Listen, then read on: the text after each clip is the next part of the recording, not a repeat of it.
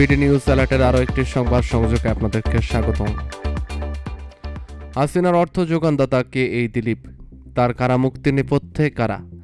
জুলাই হত্যাসহ একাধিক মামলায় আসামি শেখ হাসিনার অন্যতম অর্থ যোগানদাতা এবং বিতর্কিত স্বর্ণ অলংকার ব্যবসায়ী ও ধনকুবের দিলীপ কুমার আগরওয়ালা তাকে জামিন দিয়েছেন আদালত।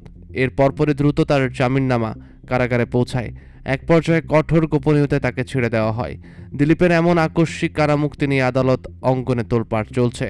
আইনজীবীদের অভিযোগ, রাষ্ট্রপক্ষের প্রত্যক্ষ সহায়তা ছাড়া তার এভাবে মুক্তির কোনোভাবেই সম্ভব নয়, কারণ বর্তমানে যে কোনো বন্দী মুক্তির ক্ষেত্রে একাধিক গোয়েন্দা সংস্থার ক্লিয়ারেন্স লাগে।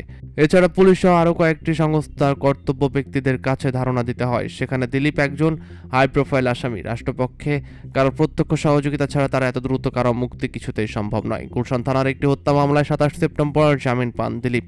এর 3 দিনের মাথায় 30 সেপ্টেম্বর কঠোর গোপনীয়তায় তিনি কিরানীগঞ্জ কেন্দ্রীয় কারাগার থেকে বেরিয়ে যান। অজ্ঞাত কারণে এ সময় কোনো ধরনের গোয়েন্দা রিপোর্ট দেওয়া হয়নি। এছাড়া কারা কর্তৃপক্ষ ছাড়াও পুলিশের বিশেষ শাখার দায়িত্বপ্রাপ্ত সদস্যরা ছিলেন নীরব। সূত্র জানায়, কারাগার থেকে ছাড়া পাওয়ার পরপরই গা ঢাকা দিয়েছেন দিলীপ। বর্তমানে তার কোনো হদিস মিলছে না।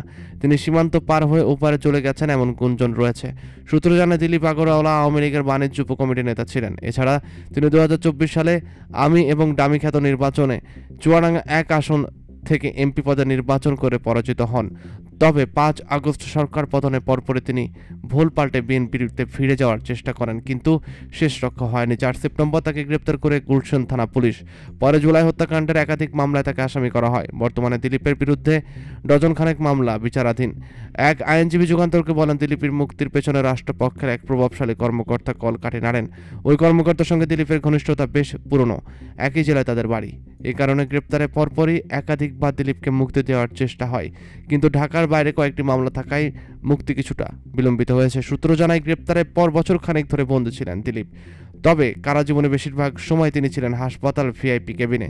সেখানে আরাম আয়েশের কোনো কমতি ছিল না। স্ত্রী, সন্তান সহ আত্মীয় পরিজন নিয়মিত সাক্ষাৎ করেছেন। এমনকি হাসপাতালে বসেই মোবাইল ফোনে মামলার বাদীকে হুমকি দেওয়ার মতো অভিযোগ তার বিরুদ্ধে রয়েছে।